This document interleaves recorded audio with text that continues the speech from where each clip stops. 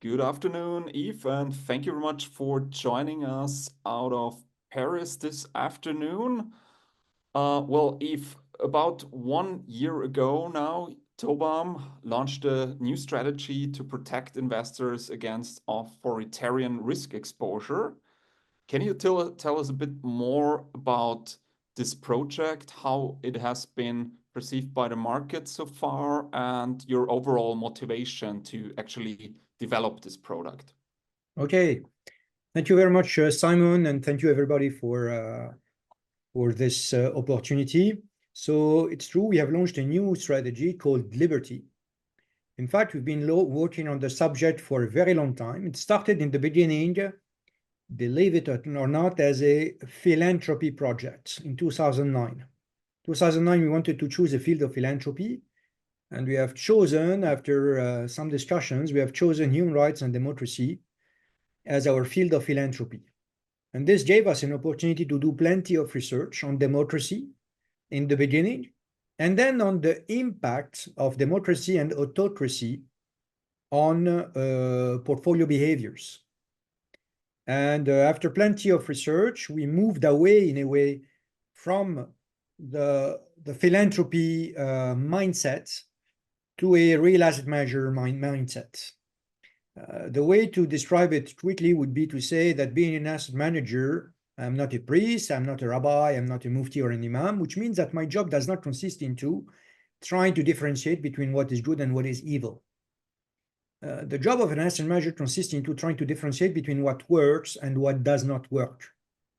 And in fact, there are plenty of indications, of proofs, in fact, that democracy, respect of human rights, freedom of speech, promotion of diversity, pluralism works from an economic point of view, as well as there are so many research that has been done that proves that autocracy does not work from an economic point of view. So if you find something that works and something that doesn't work, this is definitely in the field of asset management, and the idea is to get exposed to what works and not to get exposed to what doesn't work. So this is the Liberty project. The Liberty project consists into building portfolios that we have called the Liberty portfolios that try as much as possible to minimize their exposures, direct or indirect, to the countries that suffer from autocracy. You mentioned the scientific research that has been carried out in this particular field and the relationships within this context. Also, on your news blog and in earlier conversations, you were referring to a groundwork article by Acemoglu and Robinson, who were recently awarded the Nobel Prize for their work. And their paper essentially demonstrates a causal relationship between the transition to democracy and economic growth. However, given the current environment, we're talking here at the end of 2024, a lot has happened, and today we're witnessing actually a decline in democracy and a shift towards authoritarianism. So this essentially raises the question, is there also a relationship between this reversal from democracy and the future GDP growth of these countries? What are your observations out there? What are you actually witnessing? So you're absolutely right. When we give a full presentation of our product, we usually give some illustration of the economic articles, of the research articles that are the basement of what I told you previously. And usually I always end my presentation of academic articles by saying, if there's only one article I want you to read, it's an article by Robinson and Acemoglu. And we've been saying that for 3 years, and we were incredibly happy months and a half ago when we realized, when we learned that Acemoglu and Robinson got awarded the Nobel Prize of Economy for their work. And definitely what they say is that there is no sustainable, durable prosperity without solid democratic institutions. This is roughly if there was a one sentence to summarize their work, this is probably the way I would summarize it. And this is precisely what we are saying at TOBAM as well. So we published an article about the recession of democracy about, I would say 18 months ago. And in fact, if I wanted to summarize this article, I would say that over the long time, over medium term and long term, democracy is progressing, but democracy is not progressing like that. Democracy, in fact, is progressing like that. And we are currently in a period of recession of democracy. It's a recession which is very often global.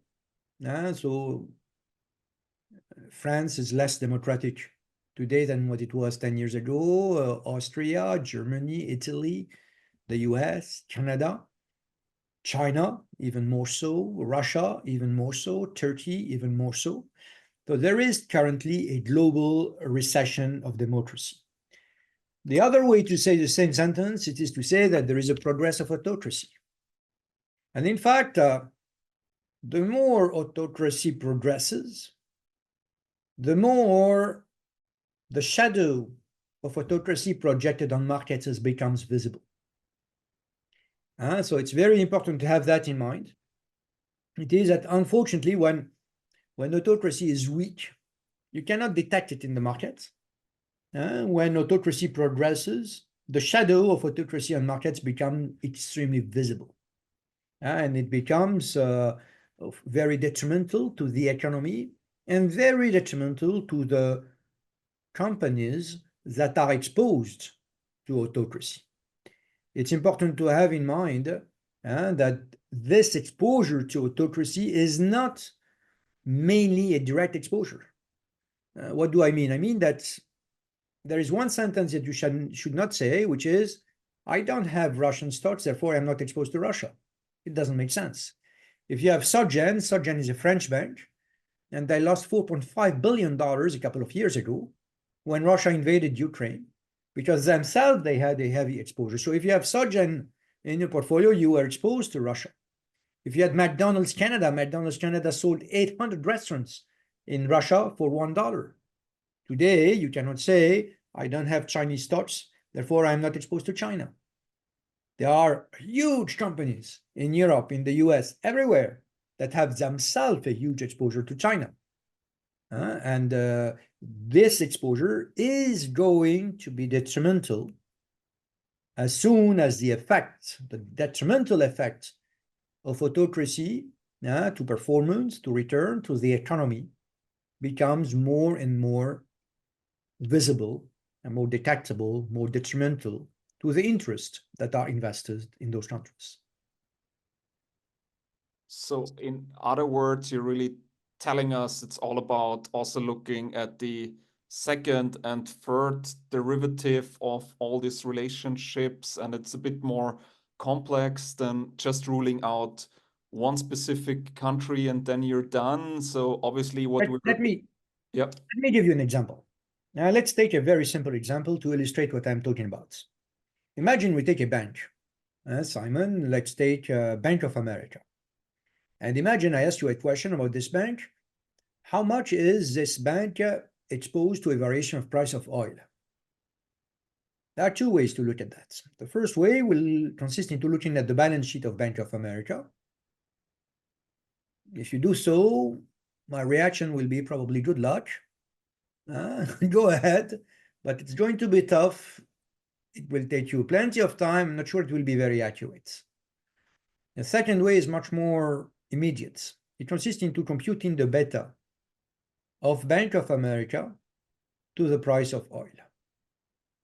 And you will have a very accurate measure of how much precisely Bank of America is exposed to the variation of price of oil. What we always say at TOBAM, it is that whenever you consider a portfolio, you should always wear your correlation glasses. It's a question of correlation. So it's not, you can call it second derivatives if you want, but it's much simpler than that. In fact, it's better. It's correlations.